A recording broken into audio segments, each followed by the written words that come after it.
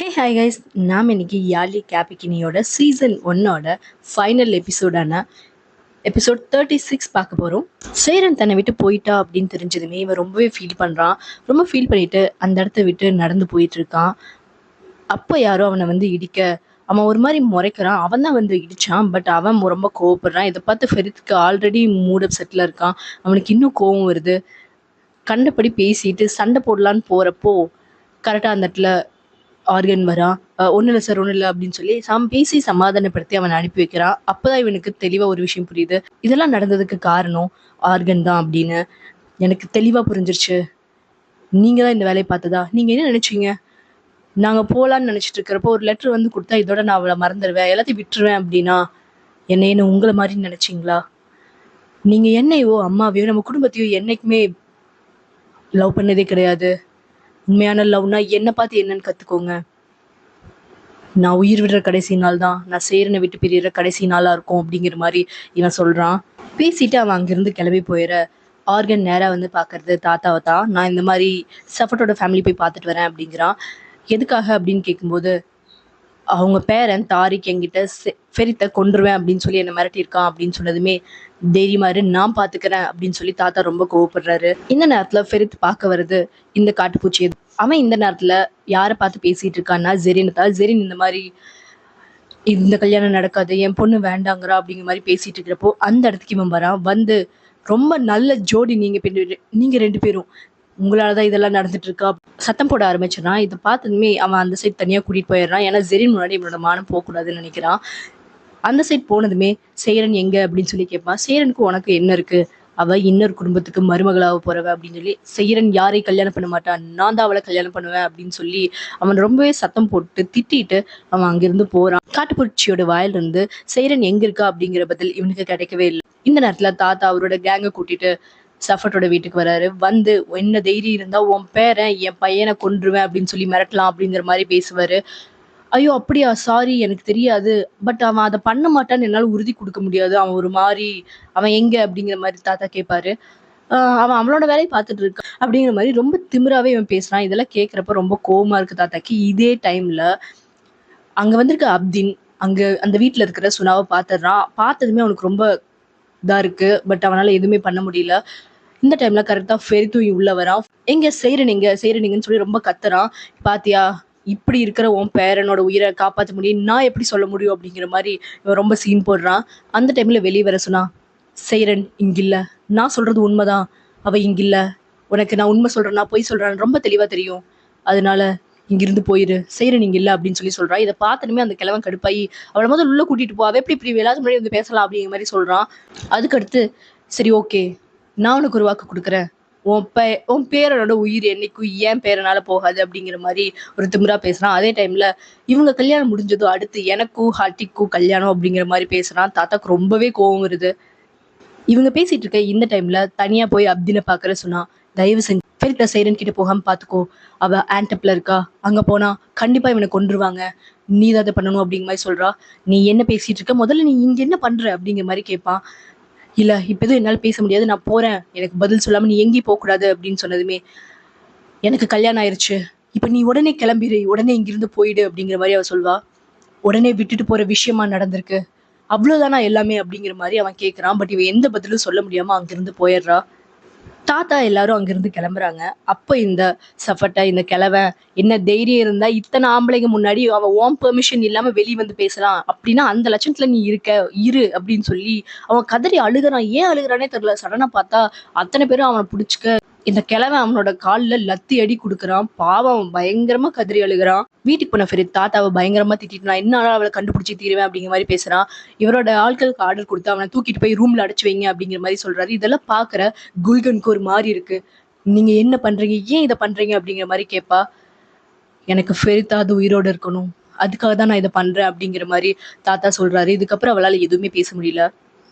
ரூம்குள்ள இவன் கத்துறான், கதறான், ரொம்ப நேரம் அமைதியா இருக்கான், என்னென்னமோ பண்ணி பார்க்கறான். அவனால ரூம் விட்டு வெளியே போக முடியல. அப்ப யாரோ ஒரு சர்வெண்ட் உங்களுக்கு ஃபுட் எடுத்துட்டு வந்திருக்கேன் அப்படின்னு சொல்லி உள்ள வருமா. அவனை தள்ளி விட்டு வெளியே எஸ்கேப் ஆகும்போது இவனை மறுபடியும் பிடிச்சி உள்ள அடைச்சிடுறாங்க. அந்த நேரத்துல உள்ள வர அப்தின்க்கு இவங்க நடந்ததெல்லாம் சொல்றாங்க. இந்தாங்க உங்க எல்லாத்துக்கு நான் ஃபுட் வாங்கிட்டு வந்திருக்கேன், நீங்க போய் சாப்பிடுங்க, நான் ஃபெரித்தை பாத்துக்கிறேன் அப்படின்னு சொல்லிட்டு அப்தின் அங்க போறான். உள்ள போனதுமே எனக்கு தெரியும் அப்தின், நீ என் அண்ணன், என் பிரதர், என் பிளட்டு, என்ன உனக்கு எந்த பிளான் இருக்குல்ல சொல்லு அப்படிங்கிற மாதிரி கேட்பான். என்கிட்ட ஒரு பிளானும் இல்லை, நான் உனக்கு எந்த ஹெல்ப் பண்ண போறதும் கிடையாது, பதில் சொல்லு அப்படிங்கிற மாதிரி கேட்பான். நீ உனக்கு என்ன பதில் வேணும், முதல்ல செய்யறேன்னு பார்க்கலாம், அதுக்கப்புறம் இதெல்லாம் பார்க்கலாம் அப்படிங்கிற மாதிரி சொல்லுவான். நான் எங்கேயும் வரப்போறது இல்லை, எனக்கு முதல் பதில் சொல்லு. சுனாவை பத்தி நான் எவ்வளோ டைம் உங்ககிட்ட கேட்டேன், அவ என்னானா எங்க இருக்கா அப்படின்னு சொல்லி. நீ இவ்வளோ பெரிய இழப்புல இருந்தாலும் உங்ககிட்ட கேட்கறதுக்கு நான் எவ்வளோ கஷ்டப்பட்டிருப்பேன் தெரியுமா? ஆனா நீ எல்லாம் தெரிஞ்சுமே அமைதியா இருந்திருக்க அப்படிங்கிற மாதிரி சொல்றான். இங்க பாரு, நீ அங்க போனா செத்துருவ, அதனாலதான் செத்தா சாகுறேன், என் காதலுக்காக உயிர் விடுறதுல நான் சந்தோஷம் தான் படுறேன். ஆனா நீ என்ன பண்ணிருக்க, அண்ணன் தம்பின்னு சொல்லிட்டு இப்ப என்ன பண்ணி வச்சிருக்க? இங்க பாரு, நீ லவ் பண்ற லெவல் சுனா உன்னை லவ் பண்ணல. அவன் நினைச்சிருந்தா அவ சைன் பண்ணாம இருந்திருக்கலாம், ஆனா அவ சைன் பண்ணிருக்கா அப்படின்னு நினைச்சு பாரு. அவ உனக்கு உண்மையா இல்ல, வாய மூடு, இதுக்கு மேல நீ எதுவும் பேசாத அப்படின்னா செய்யறேன்னு நினைச்சிருந்தா அவ ஆன்ட போகாம இருந்திருக்கலாம். அவ ஏன் போனா? அப்ப அவ உன்னை லவ் பண்ணலையா அப்படிங்கிற மாதிரி இவன் கேட்பான். என்ன செய்யறேன் ஆன்டப்ல இருக்காளா அப்படின்னு சொல்லி இவன் கேட்கும்போது, ஆமா இப்ப சொல்லு, செய்யறேன் அப்ப உன்னை லவ் பண்றாளா இல்லையா அப்படின்னு அப்படின்னு கேட்டேன். என்னை மன்னிச்சிடு, என்னை மன்னிச்சிடு அப்படின்னு சொல்லி இவன் ரொம்ப கதறுவான். போதும், இந்தா உன்னோட கார்கி, எடுத்துட்டு போயிரு, நான் இதுக்கப்புறம் உன்னை பார்க்க போறது இல்ல, நீ நிறைய இழந்துட்ட உன் லைஃப்ல, இதுக்கப்புறம் உனக்குன்னு இருக்கிறது அவ மட்டும்தான், போய் அவளை தேடி கண்டுபிடிச்சுக்கோ அப்படிங்கிற மாதிரி சொல்றான். நீ என்ன சொல்ற அப்படின்னு சொல்லி இவன் கேட்கும்போது, இதுக்கப்புறம் அப்தின் உன் லைஃப்ல கிடையாது, இதுக்கப்புறம் நம்ம பார்க்க போறதும் கிடையாது அப்படிங்கிற மாதிரி சொல்றான். இவன் எவ்வளவு கதறுவான், ப்ளீஸ் இப்படி பண்ணாத அப்படின்னு. எல்லாம் முடிஞ்சு போச்சு அப்படின்னு சொல்லி அவனோட கார் கீயை கொடுத்துட்டு இவன் வெளியே போய் அங்க இருக்கிற எல்லாரும் சாப்பிட்ற மாதிரி அவனோட கவனத்தை திசை திருப்புறான். அப்படின்னு இந்த டைம்ல இவன் சத்தம் இல்லாம கார்ல ஏறிட்டு அங்கிருந்து கிளம்பிடுறான். இந்த டைம்ல ஆண்டப்ல இறங்குற இவங்களுக்கு பெரிய அதிர்ச்சி என்னன்னா, அந்த இடத்துல தாரிக் இருக்கா. நீ இங்க என்ன பண்ற, என்ன ஃபாலோ பண்ணிட்டு இருக்கியா அப்படி இப்படின்னு பார்த்த இடத்துல கண்டபடி சத்தம் போடுவா. பட் அவ இங்க பாரு, நீயும் ஆன்டியும் தனியா வந்திருக்கீங்க, அதனால உங்களுக்கு ஹெல்ப் பண்ணா நான் வந்திருக்கேன் அப்படிங்கிற மாதிரி ரொம்ப கூலாவே பேசுவான். எங்களுக்கு எங்க வீட்டுக்கு போக தெரியும் அப்படின்னு அவங்களோட சூட்கேஸை வாங்கிட்டு, வாங்க நான் கூட்டிட்டு போறேன் அப்படின்னு சொல்லி கூட்டிட்டு போறான். போனா அவங்க வீட்டு முன்னாடி 15-20 பேர் பக்கம் இருக்காங்க, ஆளுங்களை போட்டு வச்சிருக்கான். இதெல்லாம் எதுக்கு, என்ன ஜெயிலே அடைச்சு வச்சிருக்க, இதெல்லாம் பண்றதுக்கு நீ யாரு, உனக்கு கொஞ்சம் கூட அறிவே இல்லையா அப்படிங்கிற மாதிரி பேசுவா. பட் இதெல்லாம் எதுவுமே அவன் கண்டுக்க மாட்டான். அதுக்கு பாட்டி, இங்க பாரு, எல்லா நாய்கள்னா எல்லாமே வெளிதான் இருக்கும், எல்லாமே வெளிதானே இருக்கானுங்க, நம்ம வீட்டுக்குள்ள நிம்மதியா இருக்கலாம் அப்படின்னு சொல்லி கூட்டிட்டு போறாங்க. இவளுக்கு உள்ளுக்குள்ள போறப்போ அங்க நடந்த எல்லா விஷயங்களும், ஃபெரித்தை முதல் பார்த்தது, அந்த மாதிரி எல்லா விஷயங்களும் ஞாபகம் வருது. ரொம்பவே ஃபீல் பண்றா.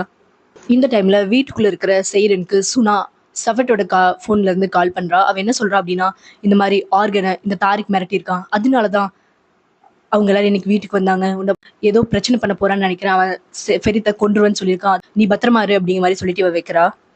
இதை கேட்டதுமே அவளுக்கு வந்த கோவத்துக்கு கீழே வந்து அவனை கண்டபடி கிளின்னு கிளிக்கிறான். ஏன்னா நீ எல்லாம் ஒரு ஆம்பளையா, எப்ப பாரு கன் வச்சுட்டு இருக்கிற, நீ எல்லாம் ஒரு ஆம்பளையா அப்படின்னு சொல்லி என்னென்னமோ பேசுறா. அவனுக்கு அசிங்கம்னா அசிங்கம், அவ்வளவு அசிங்கமா பேசுறா. பட் இவன் அதெல்லாம் எதுவுமே கண்டுக்கல. இங்க பாரு, ஏன் அவனை இப்படி பேசுற, நீ முதல்ல வெளிப்போ அப்படின்னு சொல்லி பாட்டி அவனை அனுப்பி வச்சிடுறாங்க.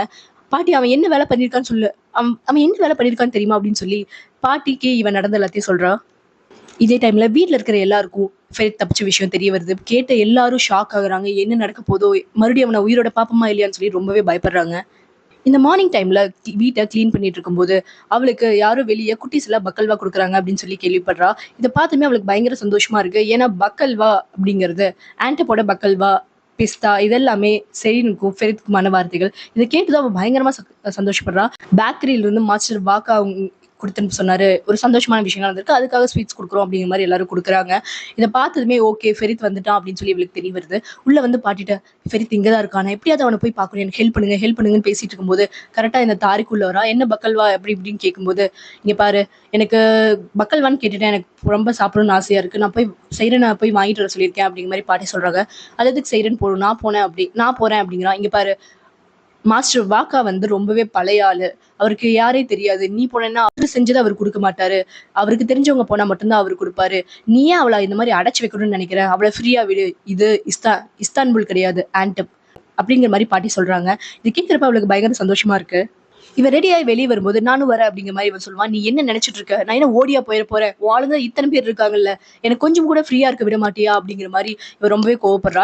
இந்த பாட்டி அதுக்கு மேல கோவம் வந்த மாதிரி பிஹேவ் பண்றாங்க. இவளை முன்னாடி கட்டினவன் தான் ஒரு பைத்தியக்காரன்னா, அவளை விட நீ ஒரு பெரிய சைக்கோவா இருக்க. நேத்து நான் வந்துட்டு என்ன சொன்னேன், அவளை கொஞ்சம் ஃப்ரீயா விடு, அவ கொஞ்சம் மைண்ட் ஃப்ரீ ஆகணும், அவன் நிறைய கஷ்டங்கள் இருக்கான்னு சொன்னேன், நீ இப்படியே 24 மணி நேரம் கண்ணு மட்டும் இருந்தா உன் மேல எரிச்சல் தான் வரும் அப்படின்னு திட்டிட்டு வராங்க. சரி ஓகே சரி நீ போ அப்படின்னு சொல்லி தாரிக் சொல்றான். சரி நீ உள்ளவா, என் கூட வந்து பேசு அப்படிங்கிற மாதிரி தாரிக் உள்ள கூப்பிடும்போது, இவன் ஒரு ஆளை அவ பின்னாடி அனுப்பி விடுறா. இவன் நேரா அந்த இடத்துக்கு போறா. பழைய ஞாபகங்கள் தான் ஃபுல்லா வருது. யாராவது இருக்கீங்களா அப்படிங்கிற மாதிரி கேட்கும்போது அந்த இடத்துல இருக்கிறது ஃபெரித் பார்த்தது இவளுக்கு பயங்கர சந்தோஷம். 2 பேரும் அவ்வளோ ஹாப்பி ஆகுறாங்க. பார்த்ததுமே ஹக் பண்ணலான்னு போறப்போ ஃபெரித் தூரத்துல இவனை வாட்ச் பண்ணிட்டு இருக்காங்க அப்படிங்கறத நோட் பண்றான். கையில எல்லாத்தையும் கொடுக்குற மாதிரி அங்க இருக்கிற வேலையாள் மாதிரி பிஹேவ் பண்ணிட்டு அவனை எப்படியாவது அனுப்பி விட்டு வா, நம்ம இந்த மாதிரி கார்டன்ல மீட் பண்றான் அப்படின்னு சொல்லி அவன் சொல்லிடுறான். இவன் போறப்ப அவன் பின்னாடி வரும்போது அவனோட போனை வாங்கி, இதான் நீ எனக்கு கண்காணிக்காம ஃப்ரீயா விட்டுற லட்சணமா, நீ என்ன நினைச்சிட்டு இருக்க, இதுக்கு மேல ஏதாவது பண்ண அப்படின்னா நான் முழுசா எங்காவது போயிருவேன், ஞாபகத்துல வச்சுக்கோ அப்படிங்கிற மாதிரி இவன் மிரட்டுறா. சரி ஓகே நீ எங்க போறியோ போயிட்டு வா அப்படிங்கிற மாதிரி அவன் சொல்லிடுவான். சரின்ட்டு இவன் நேரா போய் கார்டன்ல ஃபெரித்தை பாக்குறா, ஹக் பண்ணி அழுகிறா. தயவு செஞ்சு நீ இங்க இருந்து போயிரு, நீ உயிரோட இருக்கணும், இவன் உன்னை ஏதாவது பண்ணிடுவானு எனக்கு பயமா இருக்கு, நீ போயிரு அப்படிங்கிற மாதிரி இவ கேட்பா. நீ இல்லாம நான் எங்க போறது, நீ இருக்கிற இடத்துல மட்டும்தான் நான் இருப்பேன், கவலைப்படாத, இப்ப நீ வந்துட்டல நம்ம இப்பவே போயிடலாம் அப்படிங்கிற மாதிரி சொல்வா.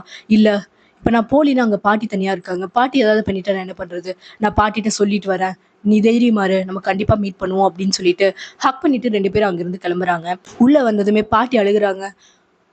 அவனுக்கு என்ன சாகணுமா, ஏன் இப்படி பண்றான், ஏதாவது நடந்துருச்சுன்னா நம்ம என்ன பதில் சொல்றது, நம்மளாலதான் இது மூத்த பையனுக்கு நடந்தது அப்படின்னு ரொம்ப ஃபீல் பண்றாங்க.